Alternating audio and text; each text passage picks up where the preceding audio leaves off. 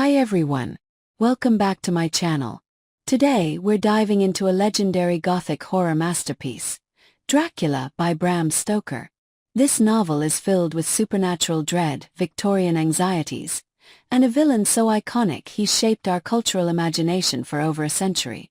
But does this foundational horror text still have the power to frighten modern readers? Well, let's find out. Set primarily between England and Transylvania in the 1890s, Dracula unfolds against the backdrop of a rapidly modernizing Victorian society confronted with ancient primal forces. The novel masterfully juxtaposes cutting-edge technology and scientific rationalism with supernatural horror and centuries-old evil, creating a tension that remains compelling even today. Dracula is comparable in length to other Victorian novels like Stevenson's Dr. Jekyll and Mr. Hyde, though considerably shorter than sprawling works such as Dickens' Bleak House. At approximately 359 pages depending on the edition, it's substantial enough to develop complex themes and characters without becoming overwhelming. The pacing varies throughout the novel, with intense, frightening sequences interspersed with more measured passages of investigation and character development. I would recommend this for readers 15+ who can appreciate both the horror elements and the novel's rich cultural subtext, though some younger readers with a taste for classic horror might also enjoy it. Plot. Just a heads up, this part contains spoilers, so skip ahead if you want to avoid them. Dracula unfolds through a series of journal entries, letters, newspaper clippings, and phonograph recordings, creating a collage of perspectives that gradually reveals the full horror of Count Dracula's nature and ambitions. The novel begins with Jonathan Harker, a young English solicitor, traveling to Transylvania to finalize a real estate transaction with Count Dracula, who wishes to purchase property in London. At first, Harker is merely unsettled by the Count's strange behavior and the castle's eerie atmosphere, but he soon discovers that he is a prisoner and that Dracula is no living man but an ancient, undead creature who feeds on human blood. While Harker is trapped in Transylvania, his fiancée Mina Murray and her friend Lucy Westenra remain in England. Lucy begins sleepwalking and showing signs of a mysterious illness, pallor, weakness, and strange puncture marks on her neck. Despite the efforts of her suitors, Arthur Holmwood, later Lord Godalming, Quincy Morris, and Dr. John Seward, and the distinguished Dr. Abraham Van Helsing, Lucy's condition worsens. Van Helsing, recognizing the supernatural nature of Lucy's affliction, attempts to protect her with garlic flowers and crucifixes, but these measures ultimately fail and Lucy dies. After her death, reports surface of a beautiful woman luring children away at night. Van Helsing reveals to Lucy's former suitors that she has become an undead, a vampire, and leads them to her tomb where they witness her transformed state. With great sorrow, especially for Arthur who was her fiancé, they destroy the vampire Lucy, driving a stake through her heart and cutting off her head, which returns her soul to peace. Meanwhile, Jonathan Harker escapes from Castle Dracula and returns to England, where he and Mina marry. When they learn of the events surrounding Lucy's death, they join forces with Van Helsing and the others to hunt down Dracula. Mina begins showing signs of the same affliction that killed Lucy, having been forced to drink Dracula's blood, creating a psychic connection between them. The group uses this connection to track Dracula, who flees back to Transylvania. In the novel's climax, they pursue him across Europe and finally confront him near his castle. Quincy Morris sacrifices his life to help destroy the Count, stabbing him through the heart while Jonathan Harker cuts his throat. Dracula's body crumbles to dust, and Mina is freed from his influence. The most fascinating aspect of the novel is how Stoker creates in Count Dracula a villain of extraordinary complexity. At once a romantic aristocrat, a remorseless predator, and a symbol of archaic evil threatening modern civilization. The Count's abilities, shape-shifting, commanding animals, climbing walls like a lizard, and limitations, cannot enter a home uninvited, weakened by sunlight, repelled by religious symbols, have become the template for vampire mythology ever since. I give it a score of 9 out of 10 for plot. Stoker masterfully builds tension through his epistolary structure, allowing readers to piece together the mystery alongside the characters. While some sections drag slightly and coincidences occasionally strain credibility, the novel's imaginative power and psychological insight create an unforgettable narrative that has deservedly become the definitive vampire story. Point. Dracula explores numerous themes that elevate it far beyond a simple horror tale. At its core, the novel examines the conflict between traditional superstition and modern rationalism. The highly educated protagonists, doctors, lawyers, teachers, must confront a supernatural threat that defies their scientific understanding of the world. Van Helsing, who bridges both worlds as both doctor and metaphysical expert, represents the novel's argument that wisdom requires embracing both empirical knowledge and older traditions.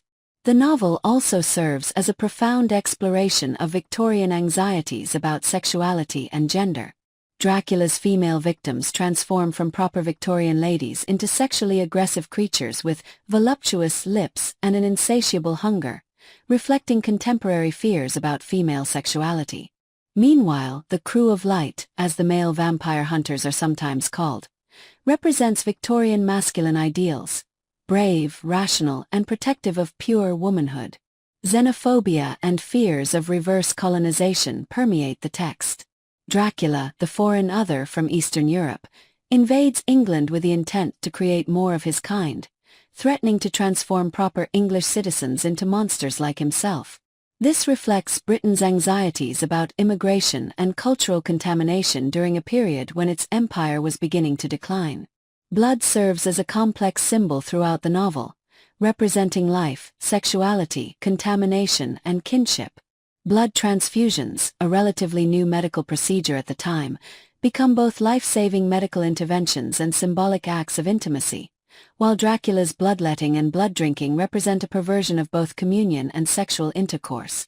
The novel also examines the tension between individualism and community. Dracula operates alone, while the protagonists succeed through collaboration, pooling their knowledge and strengths. This celebrates Victorian ideals of cooperation and collective effort, while suggesting that social bonds are humanity's greatest defense against evil. Modern readers might find some of the novel's attitudes about gender, ethnicity, and religion dated or problematic. The portrayal of women as either pure angels needing protection or fallen temptresses reflects Victorian limitations, while the association of Christianity with goodness and foreign elements with corruption shows the era's cultural biases. However, many scholars have found more subversive readings possible, arguing that the text unconsciously undermines the very values it seems to uphold. I give it a score of 8.5/10 for point. Despite its Victorian biases, Dracula offers a rich exploration of timeless themes: fear of death, anxieties about sexuality, the tension between tradition and modernity, and the nature of good and evil, that continue to resonate with contemporary readers. Style. Stoker's decision to structure Dracula as a collection of documents, journals, letters, newspaper clippings, and recorded dictations, creates a unique reading experience that enhances the novel's verisimilitude. This epistolary approach allows for multiple perspectives on the unfolding horror, while creating the illusion that we are examining evidence of actual events. The variety of voices, from Jonathan Harker's precise legal observations to Dr. Seward's medical analyses, adds depth and authenticity to the narrative. The prose style varies considerably depending on which character is writing, but generally reflects the formal, somewhat florid Victorian literary conventions. Passages of understated terror alternate with moments of melodrama. Consider this description of the vampire Lucy. The sweetness was turned to adamantine, heartless cruelty, and the purity to voluptuous wantonness. The face became wreathed with a voluptuous smile. With a careless motion, she flung to the ground, callous as a devil, the child that up to now she had clutched strenuously to her breast. Stoker excels particularly at creating atmosphere through detailed sensory descriptions. Castle Dracula, the Yorkshire coast, Whitby Abbey, even the asylum, all come alive through carefully chosen details that appeal to multiple senses. The novel's most effective passages build dread through accumulation of unsettling details rather than explicit horror. The pacing is uneven by modern standards. Some sections, particularly Jonathan's imprisonment at Castle Dracula and the final pursuit of the Count, move with breathless urgency, while others, especially the middle portions involving Lucy's decline, proceed more deliberately. Modern readers might find some passages repetitive or overly drawn out. Stoker's handling of dialogue can be stilted, with characters sometimes delivering lengthy speeches rather than engaging in realistic conversation. Van Helsing's broken English, he is Dutch, sometimes borders on caricature, though it does effectively distinguish his voice from the English characters. The novel's scientific and medical details, cutting edge for 1897, add another dimension to Stoker's style. References to phonographs, typewriters, blood transfusions, and psychiatric theory ground the supernatural elements in the material reality of late Victorian innovation, creating a compelling tension between science and superstition. One stylistic weakness is Stoker's occasional reliance on coincidence to advance the plot. Characters fortuitously encounter exactly the information they need, or arrive at precisely the right moment, in ways that constrain credibility. However, these contrivances are largely forgivable given the novel's other strengths. I give it a score of 7.5/10 for style. While elements of Stoker's prose show their age, his innovative structure, atmospheric descriptions, and skillful building of supernatural dread create a reading experience that remains powerful more than a century after publication. Conclusion. I give it a score of 8.3 out of 10. Dracula stands as a defining work of horror fiction whose influence extends far beyond literature into film, television, art, and popular culture. Its exploration of primal fears, of death, contagion, predation, and the unknown, ensures its continued relevance to modern readers, while its rich subtext offers rewards beyond mere frights. While some elements of the novel reflect Victorian prejudices and literary conventions that may feel dated to contemporary audiences, Stoker's imaginative power, psychological insight, and masterful creation of atmosphere more than compensate for these limitations. The character of Count Dracula himself, at once repulsive and magnetic, ancient and dynamic, remains one of literature's most compelling villains. The novel's greatest strength lies in how it uses supernatural horror to explore very human anxieties about sexuality, death, and cultural identity. Dracula's threat is not merely physical but existential.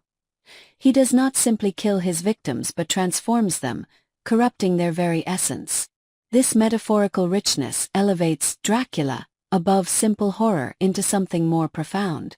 I would particularly recommend Dracula to readers interested in Gothic literature, psychological horror, or Victorian culture. Those who know the character only through films will discover a richer, more complex figure in Stoker's original creation. Even if you think you know the story, the novel offers surprises and depths that adaptations rarely capture. Ready to experience this immortal classic for yourself? Get your copy of Dracula in paperback today. Click link in description below to order directly from my KDP store on Amazon and have this beautiful edition delivered straight to your door.